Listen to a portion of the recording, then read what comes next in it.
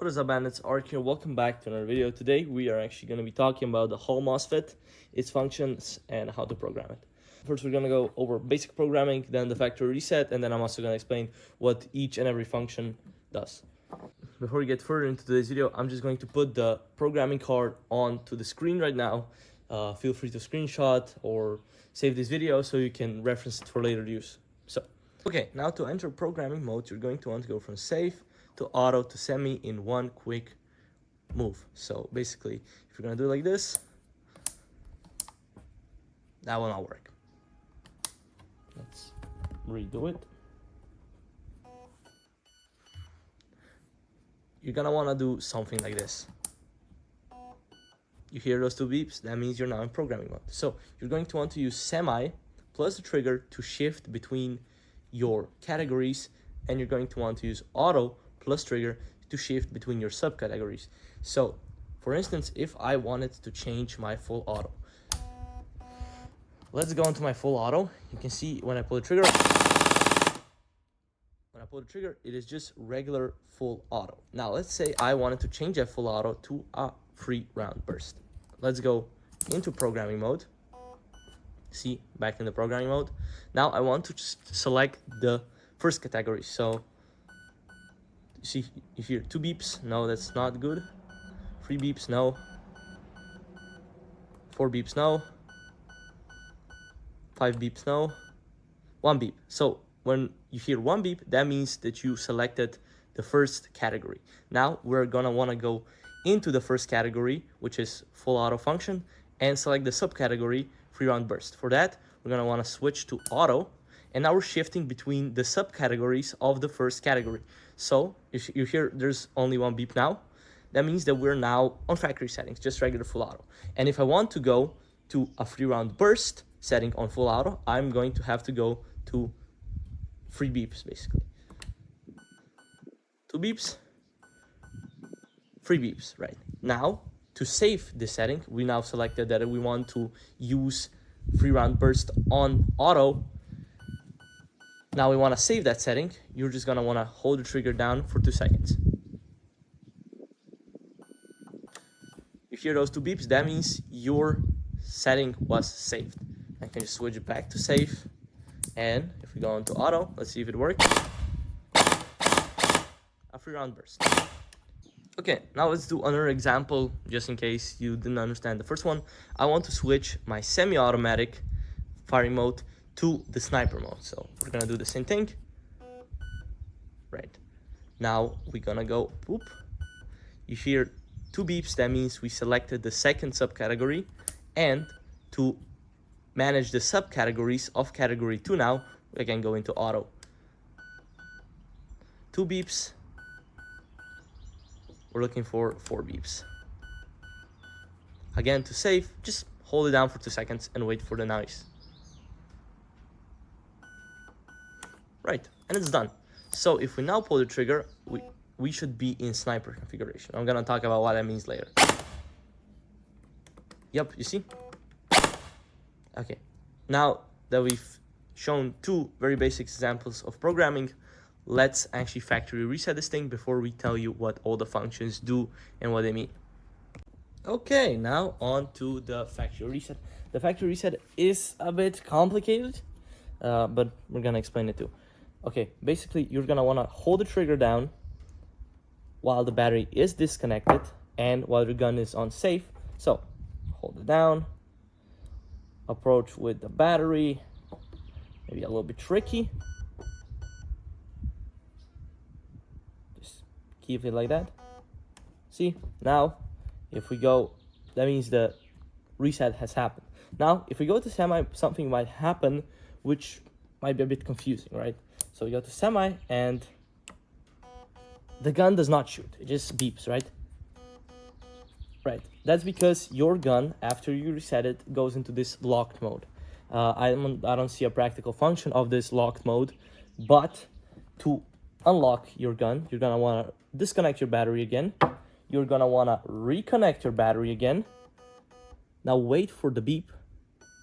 That beep. Now hold the trigger down on safe for 5 seconds until you hear 2 beeps again. Right? Now you can switch to semi, and you can see that we successfully resetted the MOSFET. Now that we've done that, let's talk about every single function that this MOSFET has. Okay, so let's first go over the first category, which is auto. So on the auto categories, it's actually pretty basic. You got, your regular full auto. You can program it to shoot semi-auto too. You can program it to shoot 3-round burst. You can program it to shoot 5-round burst. But when we go on to semi, that's where kind of the fun begins, because semi has a lot more fun shooting modes. So of course you have your regular semi. You have binary, which means that one shot is fired when you pull the trigger and one shot is fired when you release the trigger. So if you watch here, one shot, I release another one. You can make it go pretty fast. Then you have my personal favorite, the AUG mode. Basically, that means that the trigger is configured like how an AUG would shoot in real life.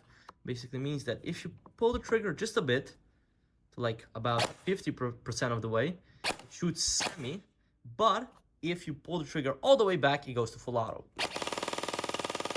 This is extremely useful, in my opinion, for like milsims, especially if you play like me with a scope, so you can have, your little precise shots in the middle, and then you also can just go if there's a need to it without actually switching to auto, which is pretty neat. The last quirky firing mode on semi is actually sniper. Now this does not actually make this gun shoot further or more accurate, unfortunately. It basically just means that it basically enters into like this DMR type of mode. This is, I think, mostly for like game rules. If your field, for instance, prohibits you from shooting with some certain joules, but let me just show you what it is. Basically, when you pull the trigger, there's a 2-second delay when it doesn't work. And when you hear the beep, you can shoot again. So see? Beeps, shoot again. You can't shoot until you hear the second beep. It basically slows your fire rate down a bit. I don't see a function to it, but okay. Okay, so on third category, you basically are selecting how responsive your trigger is. So right now it's set to 1 beep, meaning 20%. This means that you need to pull the trigger till like this to get a shot. Now we're gonna switch it to the highest setting, which is 100.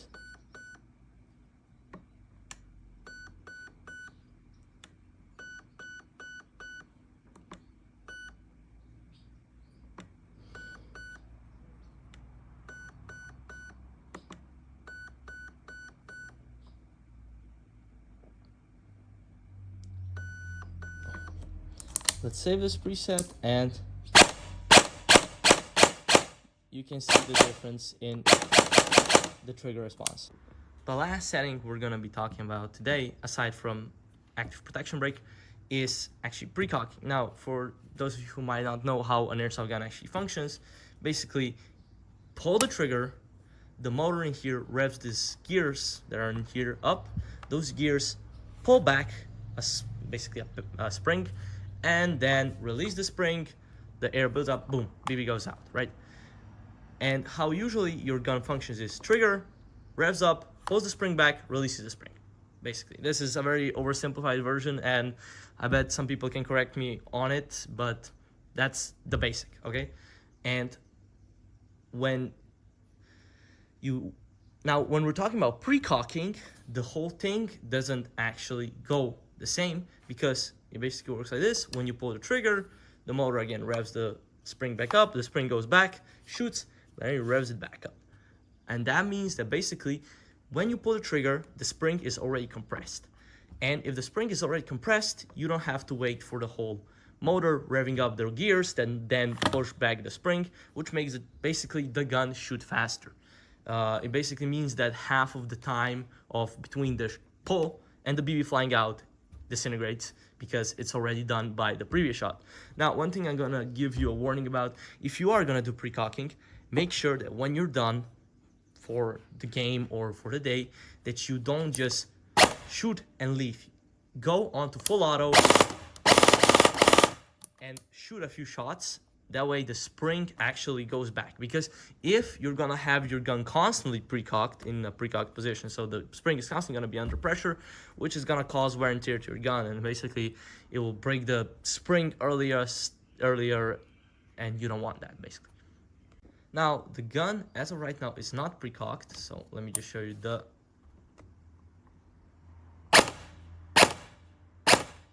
already by now it's pretty damn fast, pretty good, pretty well feeling, but we can make it better.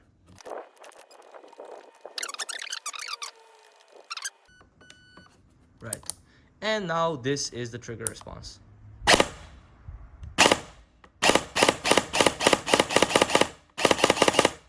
It's much quicker and adds on to that realism, but make sure to also put it onto auto and do this to release the spring of tension.